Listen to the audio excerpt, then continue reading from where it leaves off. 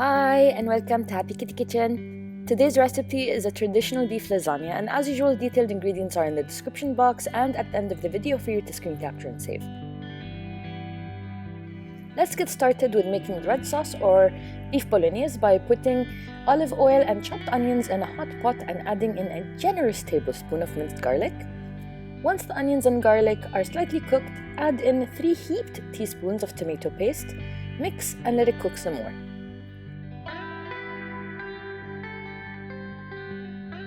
Then we're going to add in about 250 grams of minced beef of your choice, break it down and mix it well with the tomato mixture.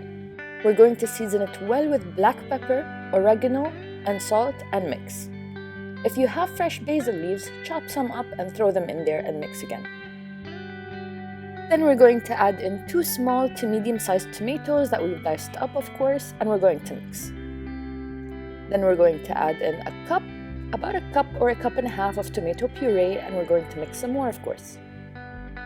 We're going to let it cook more for 5 minutes or so, then we're going to top it off with some hot water from the kettle to thin out the sauce because it's very tomatoey and concentrated right now, and then we're going to stir it well and let it cook for 5 to 10 minutes or just until the meat is fully cooked, and we can taste it and see if we need to make any changes, add in more salt or more black pepper, and you get it.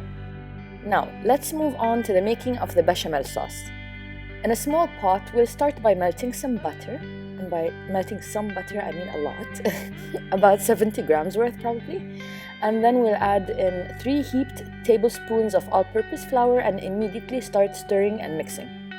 Do not panic if it clumps up, just keep stirring, and we'll gradually start adding in milk, and we do that gradually because we want it to mix in smoothly and not get clumpy, and also to keep in control of the thickness of the bechamel sauce.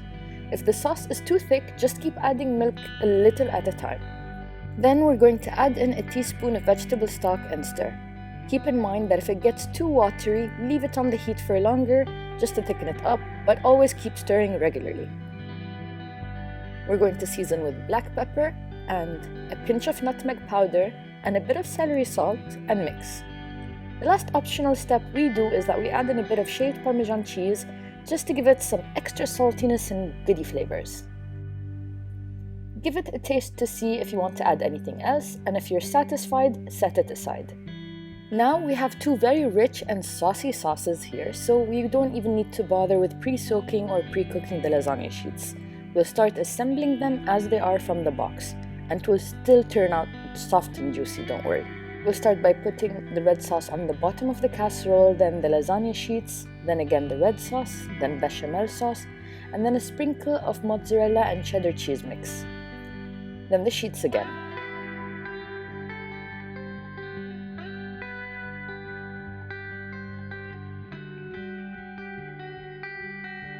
Repeat these steps until your layers have almost filled to the top of the casserole dish, then top it off with a generous amount of cheese, then cover with aluminum foil and pop it into a preheated oven at 180 degrees Celsius for 15 minutes.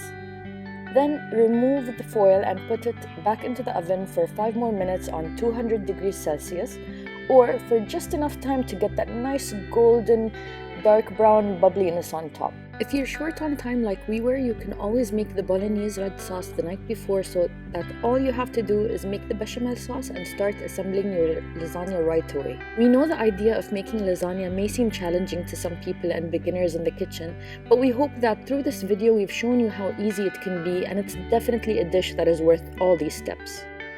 Thank you for watching and making it this far, and as usual, have a great day from Happy Kitty Kitchen. Bye!